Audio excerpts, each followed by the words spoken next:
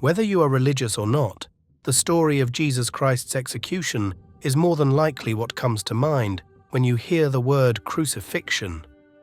Ordered by Roman official Pontius Pilate, it is considerably the most famous account of this horrific practice. However, the Romans used this form of punishment long before and after the death of Jesus, and are often credited with perfecting the method. So how did they do it? Who was this sort of punishment reserved for? And who inspired them to start doing it in the first place? Sit back, relax, and let's examine the Roman history of crucifixion together. But before we begin, it should be noted that some of today's topics will explore some rather brutal and graphic details, so viewer discretion is advised.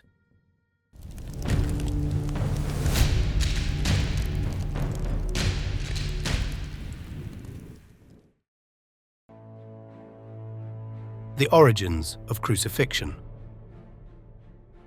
Although crucifixion is primarily associated with the Romans, its origins stem from the Persian Empire in the early 6th century. The earliest and one of the largest accounts of crucifixion was recorded in 519 BCE, when King Darius, the first of Persia, had 3,000 of his political enemies from Babylon crucified. Experts believe that they developed the idea from the Assyrians' use of impalement as not only a form of execution, but also as a statement of power. As wars waged on and stories of these bloody battles traveled, neighboring cultures didn't take long to adopt the practice, such as the Greeks, Phoenicians, and the mortal enemies of the Romans, the Carthaginians. Located in modern-day Tunisia, Carthage was a port city founded in roughly 814 BCE by Phoenician settlers. The city grew rapidly in power due to strong trade routes and the development of the largest navy to exist at the time, and by the 4th century BCE, Carthage was the top ruling empire of the Mediterranean. While the history of the Carthaginians is deep and complex enough to warrant its own video, two important figures from this empire are key figures to our topic: Hamilcar Barca and his son, Hannibal Barca, more commonly known simply as Hannibal. Hamilcar Barca was a highly regarded general who served during the first of the 3 Punic Wars, a set of wars that led to the rise and expansion of the Roman Empire. The First War lasted for 23 years, from 264 to 241 BCE, and although Hamilcar commanded a strong army against Roman troops, the Carthaginians did not think it was worth continuing to fight, so they considered the Romans' offer to enter a peace treaty. However, Hamilcar truly believed that a peace treaty was useless and out of the question, and he refused to enter the agreement. As a result, Senate officials bypassed Hamilcar's command and sought approval from another Carthaginian statesman.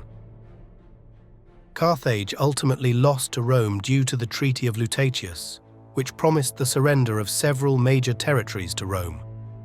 The agreement and subsequent loss infuriated Hamilcar, and he swore a permanent hate and disdain for Rome, a hate that he made his own son Hannibal promise to hold on to as he took over his father's position as general during the Second Punic War. While both men are highly regarded as the greatest generals to ever hail from the Carthaginian military, Hannibal is often considered one of the greatest military men of all time. But I'm sure you're asking yourself by now, what do these men have to do with crucifixion? While it wasn't considered common practice, the Carthaginians did adopt the early process of crucifixion from their Mediterranean neighbors. This early method consisted of tying or nailing the convicted to a vertical post, where they would be tortured and ultimately left for dead. Because of the extreme nature of crucifixion, it was typically reserved for the lowest of crimes and political enemies. Following one battle during the Second Punic War, Hannibal ordered the public crucifixion of over 500 Roman prisoners who were captured. It is believed that this was the first time that Romans had witnessed such a punishment, especially on such a large scale. As a result, historians believe that this event planted the seed for the Romans to start using crucifixion as a form of torture against their enemies. After ultimately defeating the Carthaginians in 146 BCE, Rome officially became the top ruling empire of the developing world, and the practice of crucifixion began to develop with it.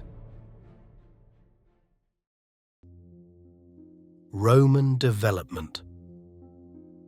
When the Romans began to use crucifixion as a sentence, they viewed it more as an instrument of torture and humiliation rather than one of simple execution.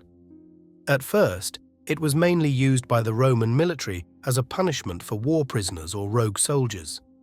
In essence, as Rome had just established itself as a great power in society, it could be argued that Emperor Augustus Caesar popularized crucifixion as a power statement to those who further challenged them. Emperor Tiberius began to use crucifixion on a slightly bigger scale. Under his rule from 14 to 37 AD, crucifixion became a sentence used for any lower class or non-Roman citizen who committed a major crime, including subjective crimes such as challenging different political or religious beliefs. To put it in perspective, if a Roman citizen of the middle to higher class were charged with political treason, they would more than likely face the quick demise of decapitation as their punishment. However, if a slave or prisoner of war were charged with the same crime, more often than not, they would be sentenced to crucifixion. As such, it was during Tiberius's rule that Jesus of Nazareth was notably crucified, more than likely under political charges, from a historical context, according to various sources.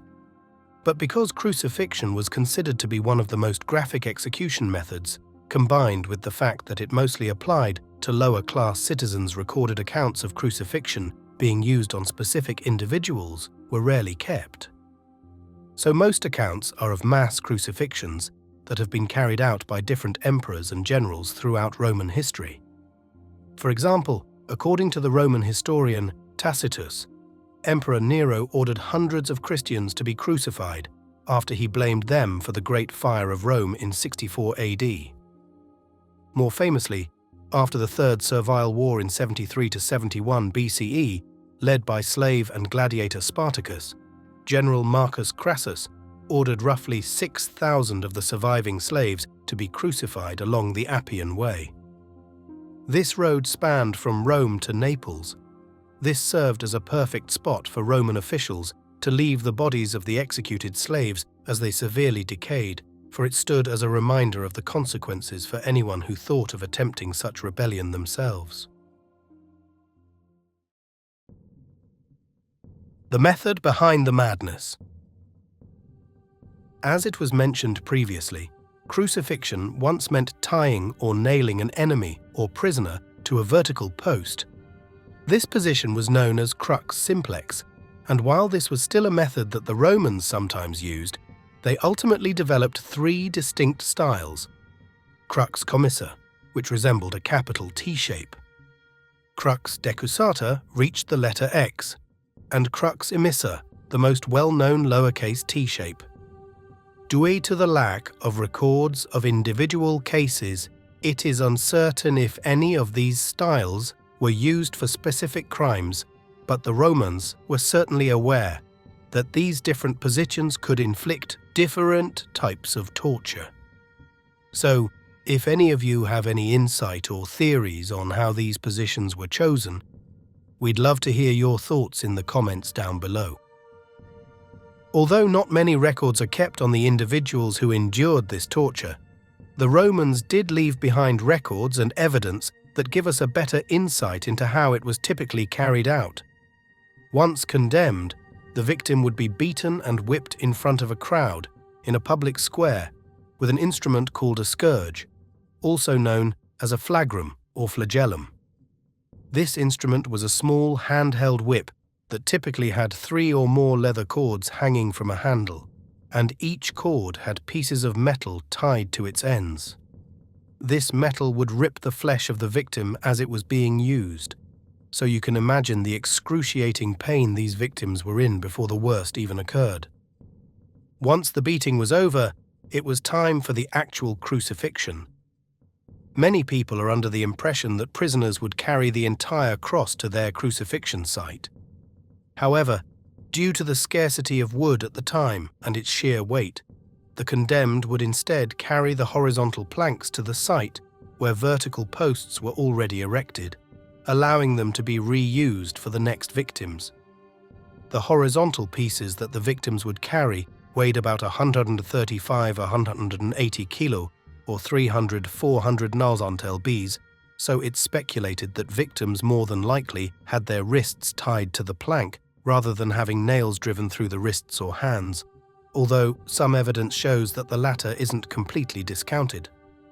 Forcing the victims to carry these pieces to the crucifixion site not only added to the humiliation and shame that Roman officials wanted them to experience, but it also put them in a fatigued state that would ultimately lead to their demise. Once they reached the execution site, the victim would be affixed to the cross, often with their name and the crime they committed posted above their heads or somewhere close by. Subsequently, they were often just left for death and decay to take over. Sometimes, however, Roman officials would help speed up the process by breaking the victim's legs with an iron club or stabbing them with spears, sometimes impaling them completely. But for those who suffered a slower fate, medical experts believe that the ultimate cause of death for these victims would have been asphyxiation, as they would have struggled greatly to breathe as they attempted to support their full body weight on these relatively small structures. I think it's also safe to assume that some victims also more than likely died from other relative factors, such as infection from their wounds, internal bleeding, overall shock from the pain, lack of food or water, and environmental conditions. That said, experts estimate that it would have taken victims anywhere from 6 hours to 4 days to succumb to their condition. I don't think anyone could truly fathom experiencing that sort of pain for up to 6 hours, let alone 4 days. I mentioned earlier that following all of these gruesome acts, the victims were often left to decay and rot in the hot Roman sun.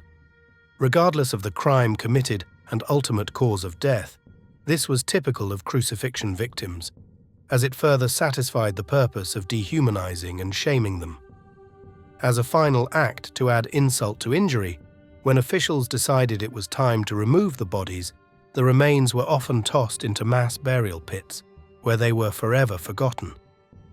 On a more extreme level, there have even been some accounts of the bodies being thrown into the gladiator arenas for wild beasts, such as lions, to consume. But humiliation wasn't the only motive for using this brutal execution method. The Romans also used this as a fear-mongering tactic against the people, as it was meant to discourage them from committing similar crimes, lest they suffer the same fate. However, it wasn't just the idea of this physical torture that incited fear within the people. Like many ancient cultures, the Romans had a very sacred view of death and the afterlife. Because crucifixion was viewed as the highest form of dishonor, it often meant damnation in both the physical world and the spirit world, and so those who were sentenced to crucifixion were also sentenced to eternal suffering. A barbaric practice, banned. Crucifixion was a staple in Roman society for roughly 500 years until it was banned in the 4th century AD by Emperor Constantine III. Being Rome's first Christian emperor, it is said that he outlawed the practice out of respect for his new savior, Jesus Christ. It's during his reign that we start to see a small shift in the symbolism of the cross. For what was once viewed as a dark mark of damnation was now, and still is, a beacon of light for Christians all over the world. However, the so-called end of crucifixion is almost as controversial as the act itself. For one, some experts believe that Constantine banned crucifixion on the basis of humanity and mercy rather than out of religious respect. It is said that he replaced crucifixion with hanging, as he believed it was a more humane way of execution that still allowed for a public display of power. Despite this, there is some speculation that Constantine actually ordered several of his adversaries to be crucified himself, although none of our sources could completely corroborate this as fact. Constantine's true religious beliefs have been under scrutiny for various reasons, but that's another video for another time. But because of this, and because very few records were ever kept about individual crucifixions, we truly can't say for sure what his motives were for banning crucifixion, if he even truly banned it at all. And even if Constantine did truly ban crucifixion within the Roman Empire, that didn't stop other cultures from adopting the tradition long after his reign. Well, not exactly. Between its pure ghastly nature and religious association, you would think that crucifixion is truly a thing of the past, right? Unfortunately, that statement couldn't be farther from the truth. Crucifixion has been used by various societies long after Rome fell and is even an execution method still used by some to this day. During the course of WWE, there were several cases documented of Japanese soldiers crucifying captured prisoners. And it is worth mentioning that there are many historical accounts of crucifixion being used as punishment throughout early Japanese history. But in a more modern light, crucifixion still has a heavy presence throughout the Middle East.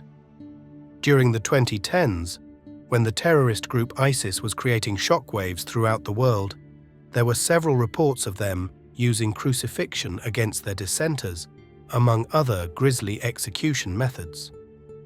But that still doesn't mark the end of its use. To this very day, crucifixion is still considered a legal punishment in Saudi Arabia for the most extreme crimes. According to Bloomberg News, in 2018, a man was executed and crucified in the holy city of Mecca after he was charged with breaking into a woman's home and stabbing her to death. Subsequently, in 2019, BBC reported that a man was executed and crucified after being held prisoner on charges of adopting terrorist extremist ideology, forming terrorist cells, and harming the peace and security of society. This is pretty ironic when you consider the extreme nature of crucifixion itself, although I guess that depends on your perspective. After everything we've discussed in this video, would you volunteer yourself to experience this ordeal? While most of you would probably answer with a resounding no, others may reconsider. In the Philippines, there are several villages where volunteers willingly put themselves through the crucifixion process, from whipping themselves to carrying the wood to being fully nailed or tied to the cross. Some participants even adorn their heads with thorny crowns, similar to Jesus's, in an effort to reenact his execution fully. The people who participate in these reenactments state that they do so to prove their love and devotion to Jesus and the Church, and they're very open to tourists visiting the spectacle in an effort to spread his word and love. It should be noted, however, that the official Catholic churches in the area do not sponsor or even condone these reenactments and do not wish to have any association with them. Regardless of whether it's used as a form of punishment or a form of homage, it doesn't look like this ancient and barbaric practice will cease to exist anytime soon. Conclusion. And that, my friends, is the Roman history of crucifixion. Whether you look at it from a religious or historical perspective, it's safe to say that crucifixion is probably one of the most gruesome methods of execution ever implemented in human history. Therefore, it's no real surprise that the Romans are the society credited for conjuring the images we think of when we hear the word today. Considering the somber nature of this video, it feels odd to say that we hope you enjoyed it, but we certainly do nonetheless. So thank you for watching, and until next time, keep conquering with the power of knowledge.